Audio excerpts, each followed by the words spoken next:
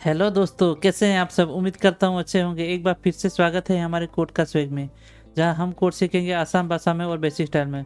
दोस्तों, अभी तक आपने हमारा चैनल लाइक शेयर और सब्सक्राइब नहीं किया तो प्लीज़ बेल आइकन को दबा करके सब्सक्राइब जरूर कीजिएगा, ताकि आने वाले वीडियो का नोटिफिकेशन आपको मिलता रहे।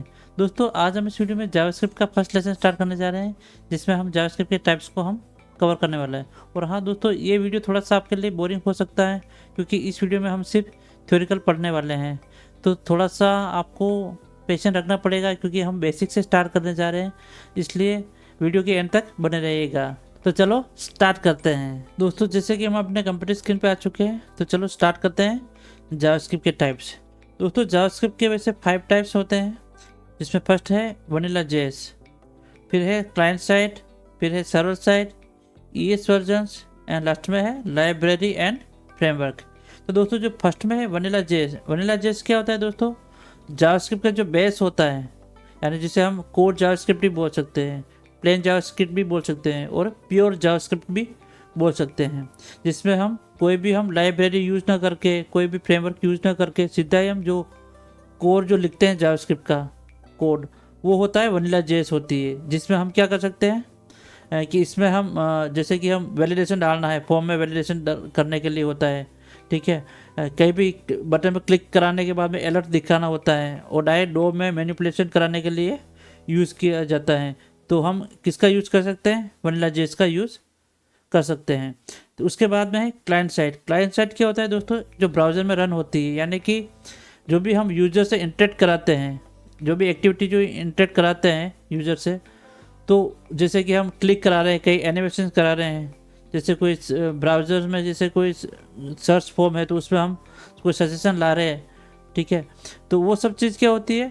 क्लाइंट साइड होती है, जिसमें हम क्या कर सकते हैं? क्लाइंट से इंटरेक्ट करा के हम डेटा गेट कर रहे हैं, तो उसके लिए हम क्या कर सकते हैं? क्लाइंट साइड जेएस का यूज़ कर सकते हैं। जो फिर हम जो क्लाइंट साइड से जो डेटा गेट कर रहे हैं, तो फिर वो डेटा को हमको सर्वर पे भी डालने पड़ेंगे।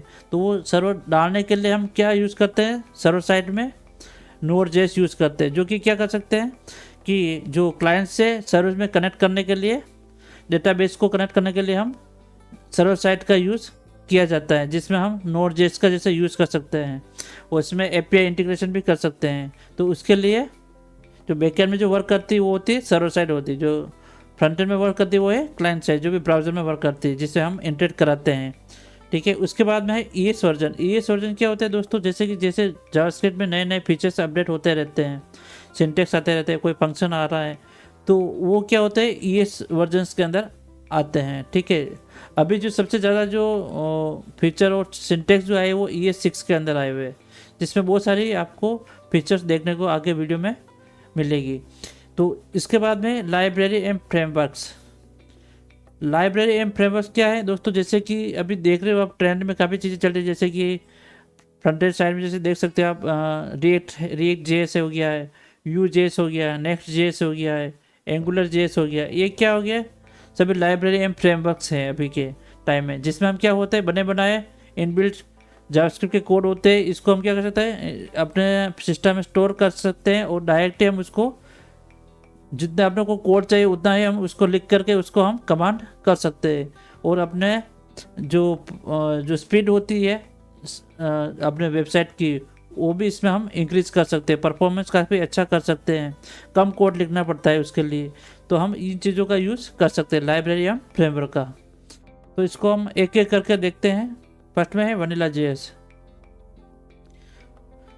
वनीला जेएस क्या होते हैं दोस्तों? ये जावास्क्रिप्ट का ओरिजिनल, जो मैंने बताया, जैसे जावास्क्रिप्ट का जो ओरिजिनल वर्जन होता है, या प्योर होता है, कोर होता है, वो होती है वनीला जेएस होती है, ठीक है ना। जिसमें हमें कोई भी लाइब्रेरी या फ्रेमवर्क का यूज़ नहीं होता है। जैसे कि हम एग्जांपल के थ्रू देख सकते हैं, जैसे किसी पे हम बटन पर क्लिक करा रहे हैं, या उस पर अलर्ट दिखा रहे हैं, ठीक है ना, उसमें फॉर्म वैलिडेशन भी करा रहे हैं, फिर हम डायरेक्ट डोम में मैनिपुलेशन भी करा सकते हैं। कोई भी चेंजेस करना चाहो तो आप जैसे CSS या उससे नहीं हैंडल कर सकते, तो डायरेक्ट आप जावास्क्रिप्ट से आप उसको डायरेक्ट मैनिपुलेट कर सकते हो, जिससे हम क्या कह सकते हैं, वनीला जेएस का यूज़ करके हम इन चीज़ों को पॉसिबल कर सकते हैं। इसके बाद में आता है क्लाइंट साइड जावास्क्रिप्ट। ये होता है ब्राउज़र में अंदर, ये ब्राउज़र के अंदर रन होता है, जो कि यूज़र के बीच में इंटरेक्शन कराता है। जैसे कि हम क्लिक कराते हैं यूज़र से, एनिमेशंस कराते हैं, फॉर्म इनपुट्स कराते हैं, ठीक है ना। और जैसे Google search, suggestion, drop down, sliders, ये सब चीज़ें हम डेटा गेट करने के लिए हम क्या कर सकते हैं, क्लाइंट साइड जावास्क्रिप्ट हम यूज़ करते हैं, ठीक है ना। तो ये क्या होता है, जो भी हम इनपुट दे रहे हैं, यानी कि हम जो दे रहे हैं उसको हमको ये चीज़ें दिखानी है, यानी कि ये फॉर्म में मेरे को ये दिखा जाए, नेम मेरे यूजर से, जैसे मेरे को नेम लेना है, ठीक है ना, नेम लेना है, उसका कॉन्टैक्ट नंबर लेना है, उसका ईमेल आईडी लेना है। तो हम फॉर्म में जो इनपुट दिखा रहे हैं वो किसके लिए दिखा रहे हैं, ताकि हम यूजर से हम डेटा गेट कर रहे हैं, यानी कि डेटा गेट करने के लिए हम वो चीज़ें हम उसमें शो कराते हैं। तो उससे हम डेटा गेट आसानी से कर सकते हैं। अब जो चाहे उसको हम दिखा सकते हैं, भाई मैं चाहता हूँ भाई इस फॉर्म के बाद में ये फॉर्म आना चाहिए, इसके बाद में यहाँ पे क्लिक करेंगे तो यूजर इधर जाना चाहिए। तो यानी कि एक तरह से फ्लो जो होता है, जैसे हम यूजर एक्सपीरियंस के अकॉर्डिंग देख सकते हैं, जैसे यूएक्स के अकॉर्डिंग बोल सकते हैं कि जैसे कि यहाँ से लेके यहाँ तक जो होता है, यानी स्टार्टिंग से लेके उसको एंड तक उसको यूजर को यहाँ तक रखना है, बनाए रखना है। यानी कि उसको जैसे यहाँ पे क्लिक करने के बाद में ये फॉर्म खुलेगा, इसके बाद में नेक्स्ट ये आएगा, उसके बाद में नेक्स्ट ये आएगा, लास्ट में सबमिट होगा फॉर्म। तो हम क्या करना है, तो उसको विजार्ड के थ्रू भी उसको हम क्या कर सकते हैं, डेटा गेट कर सकते हैं, अगर उसको काफ़ी बड़ा लग रहा है तो, ताकि बोरिंग ना हो, और उसको क्या कर सकते हैं, डेटा आराम से गेट कर सकता है। और वो जो डेटा हम जो गेट करके जो सर्वर पर चढ़ाते हैं, यानी डेटा में स्टोर कराते हैं, वो हम बैकएंड साइड से कराते हैं। उसके लिए हम सर्वर साइड जावास्क्रिप्ट का यूज़ करते हैं, ठीक है ना, जिसमें हम नोड जेएस बोल सकते हैं, जिसमें हम क्या कर सकते हैं, डेटा को हैंडल कर सकते हैं, एपीआई बना सकते हैं, और डेटाबेस में उसको डेटाबेस में उसको डेटा को स्टोर करा सकते हैं। तो उसके लिए हम क्या कर सकते हैं, सर्वर साइड जावास्क्रिप्ट लिखते हैं, जो कि दोनों के बीच में क्लाइंट साइड और सर्वर साइड जो जावास्क्रिप्ट होते हैं उसके बीच में इंटरेक्शन, यानी कि आदान प्रदान होता रहे, यानी कि डेटा गेट्स वो रिक्वेस्ट भेजता है, रिक्वेस्ट एक्सेप्ट करता है, फिर वो वापस रिस्पॉन्स देता है सर्वर, ठीक है ना। तो ये इस टाइप से ये वर्क करता है। नेक्स्ट है इसके बाद में ES वर्जन को, जिसमें हम इक्मा स्क्रिप्ट भी बोलते हैं, ठीक है ना, जो कि अभी जावास्क्रिप्ट के अलग अलग वर्जन आते हैं अलग अलग, जैसे कि ES5 हो गया, ES6 हो गया, ES7 हो गया, ठीक है ना। तो ये अलग अलग वर्जन इसके जावास्क्रिप्ट के हैं, जिसमें नए नए चीज़ें इसमें इंटीग्रेट होती गई है। जैसे कि कोई नया फंक्शन है इंटीग्रेटेड हुआ है, सिंटेक्स नया आया हुआ है, या कोई फीचर्स नया हुआ है, ठीक है, वेरिएबल्स आए हुए हैं, ठीक है ना, जैसे कि वेयर फंक्शन हो गया, ऑब्जेक्ट्स हो गया, ऑब्जेक्ट बेसिस हो गया, ठीक है। फिर बाद में 2015 में आया, देखो लेट एंड कॉस्ट, जो वेरिएबल जो होते हैं, पहले क्या सिर्फ वेयर यूज होता था, जब 2015 आया था ये 6, तो इसमें लेट एंड कॉस्ट वेरिएबल आया। उसके बाद में एरो फंक्शंस, पहले क्या हम क्या करते हैं, पूरा फंक्शन लिख करके उसमें फंक्शन का नाम लेके उस ब्रेक से फिर फंक्शन बना देते हैं, लेकिन अब क्या करते हैं, एरो फंक्शन का यूज़ करके हम डायरेक्ट वन लाइन का कोड भी यूज़ कर सकते हैं, ठीक है। यानी कि लंबा, जैसे इफ़ एल्स का यूज़ कर सकते हैं, तो इसके बाद में हम क्या एक लाइन में भी इसका हम यूज़ कर सकते हैं। यानी कि पूरा ब्रेसेस यूज़ ना करके हम कोई भी हम वेरिएबल स्टोर यूज़ किया हुआ है, उसमें वेरिएबल का नाम दे दिया, फिर हम एरो फंक्शन का यूज़ करके भी हम फंक्शन काफ़ी, यानी कि इसका कुल मिला के ये काफ़ी, इसका सिंटेक्स काफ़ी शॉर्ट किया गया एरो फंक्शन से, ठीक है ना। फिर बाद में उसमें क्लासेस हुए, प्रोमिसेस हो गया। प्रोमिसेस में जैसे कि हम बोल सकते हैं, जैसे कि जावास्क्रिप्ट जो डिफ़ॉल्ट होती है वो क्या करती है, सिंक्रोनसली वर्क करती है। तो हम प्रोमिसेस के थ्रू हम क्या कर सकते हैं कि हमारे कोई भी जो फंक्शनलिटी बीच में ब्रेक ना हो, ठीक है ना। तो कोई फंक्शनलिटी ब्रेक ना हो, जैसे कि 1 बाय 1 चल रही है, तो मैं चाहता हूँ कि कोई चीज़, जैसे सेकंड वाली लाइन काफ़ी इसमें काफ़ी वो डेटा को गेट करने में काफ़ी टाइम ले रही है, मैं चाहता हूँ कि वो टाइम ले, उससे पहले दूसरा चालू हो जाए, यानी इसके नीचे जो फंक्शन दे रखा है वो स्टार्ट हो जाए। तो उसके लिए हम क्या कर सकते हैं, असिंक्रोनसली यूज़ करने के लिए हम प्रोमिसेस का यूज़ करते हैं, जिसमें भी असिंक, अवेट, बहुत सारी चीज़ें आई हैं इसमें फीचर्स के अंदर। जैसे ट्राई केस इसमें लिख सकते हैं, बाकी पहले डॉट देन का यूज़ किया जाता था, लेकिन ये भी अब काफ़ी इसमें शॉर्ट कर दिया गया है असिंक अवेट यूज़ कर करके, ठीक है। जैसे ऑप्शनल चैनिंग हो गई है, और भी काफ़ी चीज़ें इसमें फीचर्स है, जैसे कि हम बोल सकते हैं, जैसे कि रेस्ट इसको बोल सकते हैं, जैसे स्प्रेड ऑपरेटर हो गया, रेस्ट ऑपरेटर हो गया, ये सब चीज़ें इसमें इंटीग्रेटेड हुई है। टेम्पलेट, लिटरल टेम्पलेट हो गया, जैसे बहुत सारे इसके अंदर फीचर्स आए हुए हैं।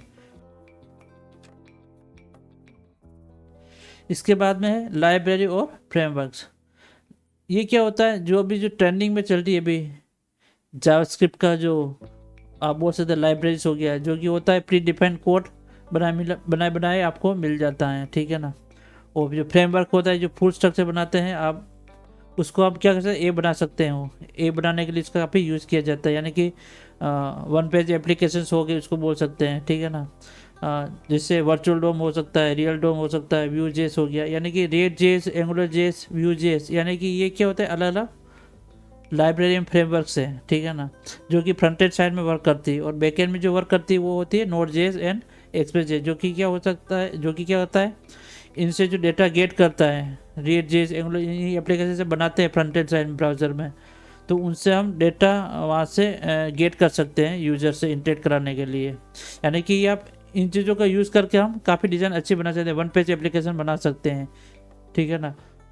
और जो आपको जो कंपोनेंट जहाँ पे चाहिए वो चीज़ ही आपको वहाँ पे रेंडर होगी, यानी। और एंगुलर में क्या होता है, ये रियल डोम पे वर्क करती है, डेट होती है वर्चुअल डोम पे वर्क करती है, यानी कि जहाँ पे इसका चेंजेस जहाँ पे किया है उतना ही चीज़ वो इसमें रेंडर होगा, बाकी वो चीज़ रेंडर नहीं होगा, ठीक है ना। तो ये चीज़ें फ्रंट एंड साइड में आती है, और बैक एंड में जो होती है वर्क करती है वो नोड जेएस एक्सेस होती है, जो कि डेटा कनेक्शन कराने के लिए यूज़ किया जाता है सर्वर से, ठीक है ना। और एपीआई इंटीग्रेटेड करने के लिए, इसका एपीआई बनाने के लिए इसका यूज़ किया जाता है। तो दोस्तों ये 5 टाइप्स की जावास्क्रिप्ट हमने समझी है कि कैसे क्या वर्क करती है, कितने टाइप्स की होती है, किस किस जेएस का कैसे क्या वर्क होता है, ये सब चीज़ हम इस वीडियो में कवर किया है। तो दोस्तों इस लेसन में बस इतना ही। और दोस्तों आपको कोई किसी प्रकार कोई क्वेश्चन हो या कोई डाउट्स हो तो आप हमें कमेंट बॉक्स में कमेंट कर सकते हैं। तो मिलते हैं नेक्स्ट वीडियो में, तब तक के लिए थैंक यू, टेक केयर।